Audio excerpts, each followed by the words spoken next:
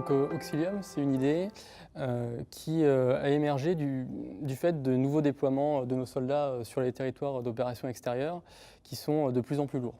On est face à un soldat qui a besoin d'amener énormément de munitions, d'armes, d'eau avec lui sur le terrain et Auxilium, le but c'était d'alléger ce combattant en lui donnant une solution de communication extrêmement légère en l'adaptant sur un smartphone avec un outil également de connectivité réseau. Pour permettre à ces différents outils de fonctionner ensemble, les armées ont réfléchi à un moyen justement d'intégrer un certain nombre d'innovations dans ces matériels et cette innovation a été construite finalement au fur et à mesure de différents proof of concept avec Atos. On a structuré notre démarche pour avoir le meilleur des deux mondes.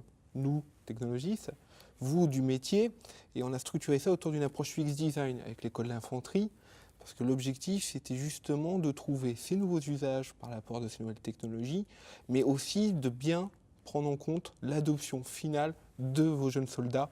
C'est pour ça qu'on a travaillé bien sûr beaucoup autour du cas d'usage, et on a développé donc le push-to-talk adapté au smartphone.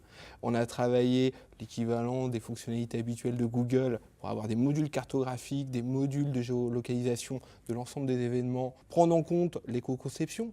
L'autonomie était clé derrière ces usages-là. On a travaillé aussi de nouvelles innovations à connecter le monde qui nous entoure. C'est tout ce qu'on appelle les objets connectés, donc l'arme à feu, bien sûr, des objectifs de logistique, d'amélioration de la maintenance de l'arme, mais aussi de connaître l'usage qu'on peut en faire en temps de paix comme en temps de guerre.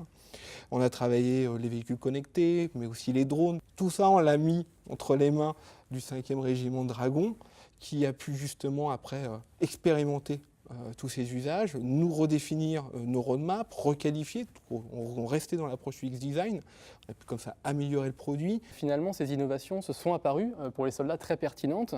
On a mené jusqu'en novembre 2015 donc différents tests terrain et puis les événements dramatiques de novembre sont venus nous rappeler que bien finalement ce genre de technologie pouvait venir aider le soldat sur le terrain très concrètement dans le cadre de la mission Sentinelle. L'état-major des armées a donc décidé de lancer une urgence opérationnelle pour équiper très rapidement les soldats dans le cadre de la lutte antiterroriste avec des outils très innovants en technologie mobile pour le soldat connecté.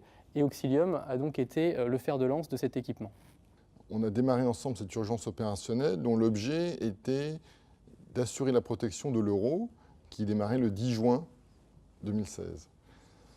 L'objectif était donc non seulement de terminer l'innovation, de compléter par de nouvelles fonctionnalités, par de nouveaux objets, des objets comme la tablette que vous voyez ici, qui est une tablette de poste de commandement, qui est une nouveauté par rapport à l'innovation, d'avoir un device boîtier Helium complètement terminé, fabriqué et industrialisé dans nos usines à Angers, d'avoir un poste d'administration, d'avoir un système antennaire résilient fixe, un système antennaire résilient mobile.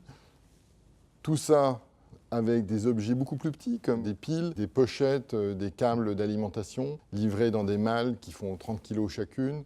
L'ensemble fait 13 tonnes. Tout a été fabriqué, tout a été organisé, tout a été délivré dans un délai extrêmement contraint. En pointe, on était 160 sur le programme, ce qui a été réalisé en environ 4 mois et demi, dans le délai. On a livré 122 versions du logiciel, on était dans une démarche de DevOps, d'intégration continue. L'innovation s'est concentrée sur les applications et sur les outils.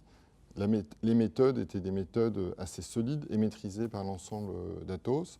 Ça a été une aventure humaine. Tous ceux qui ont vécu cette urgence opérationnelle sont sortis légèrement différents et ont vécu une aventure unique.